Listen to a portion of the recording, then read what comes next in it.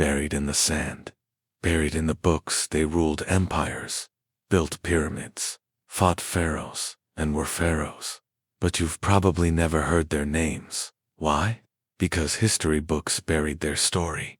This is the untold legacy of the Nubian kingdom, a powerful African civilization whose Black Pharaohs once ruled both Nubia and Egypt.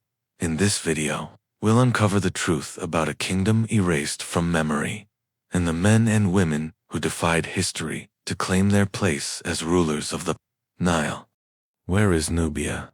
The land of gold and greatness before Egypt was a superpower. Nubia thrived in the land we now call southern Egypt and northern Sudan.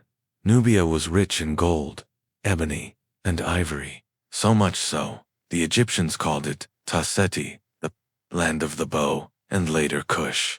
Its people were master archers, skilled traders, and spiritual visionaries. They didn't just copy Egyptian culture, they helped shape it. Yet, in most maps and history books, Nubia is a footnote. Why? Because colonial-era historians didn't want to tell a story where Black African empires rivaled Egypt. Nubia, before Egypt, the forgotten first thousands of years ago. Even before the pyramids of Giza, Nubian culture had already developed agriculture, metallurgy, and complex burial traditions. Archaeologists have found A group and C group civilizations in Nubia, dating back over 5,000 years, with graves filled with wealth and symbolism.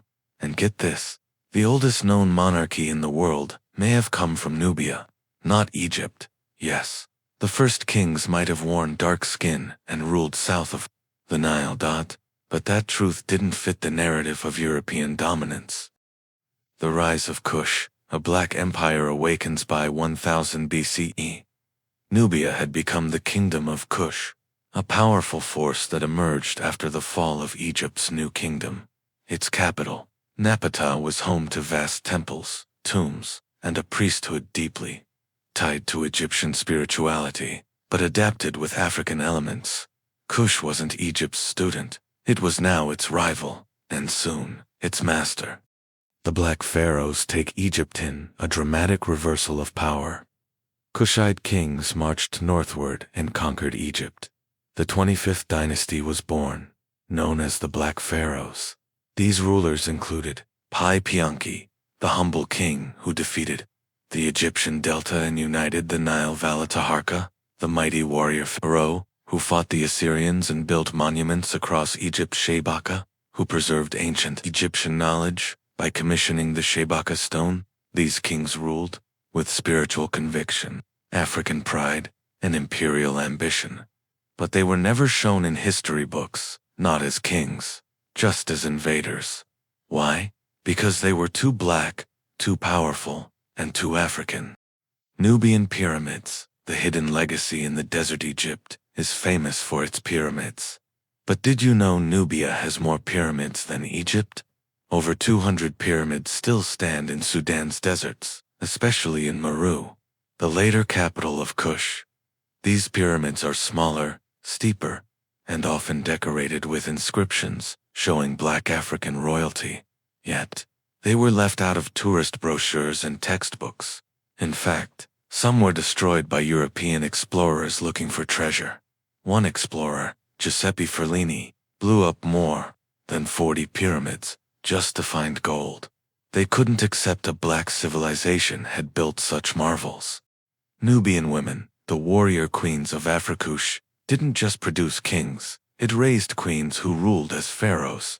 They were called Kandaks, or Candaces. These were not queens by marriage, but queens by power. The most famous was the Kandake Amanirenas, who in 24 BCE led an army against the Roman Empire after Augustus tried to invade. She defeated Rome's legions, burned their statues, and sent a message: Kush bows to no one. Even Roman historians couldn't ignore her, but modern ones somehow did. Why history erased Nubia if Nubia was so advanced? Why don't we learn about it? 3 reasons. Colonial bias. European historians often denied African contributions to civilization to justify slavery and imperialism. Egyptomania, Western fascination with Egypt often whitewashed or ignored African roots to make it fit a more Mediterranean image. Looted artifacts. Many Nubian relics were taken to European museums without context, labeled Egyptian or ignored altogether. The result: an entire African empire erased from collective memory.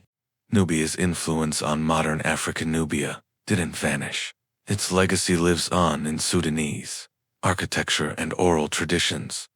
African-American scholars like Dr. Cheikh Anta Diop, who revived Black African contributions to civilization, movements that see Kush as proof of pre-colonial African greatness, and, today, Nubian descendants still live near the Nile, keeping their culture alive, despite displacement from dams and politics. They are living reminders of an empire the world forgot, but Africa remembers. Rewriting the history books. It's time we ask, why are Black Pharaohs not in children's textbooks? Why are African queens absent from museums? Why are Kushite pyramids not UNESCO World Heritage Sites? The answer lies in control of narrative, identity, and pride. But knowledge is power, and reclaiming our story starts with truth. Africa was the teacher, not the student, did not rise in isolation.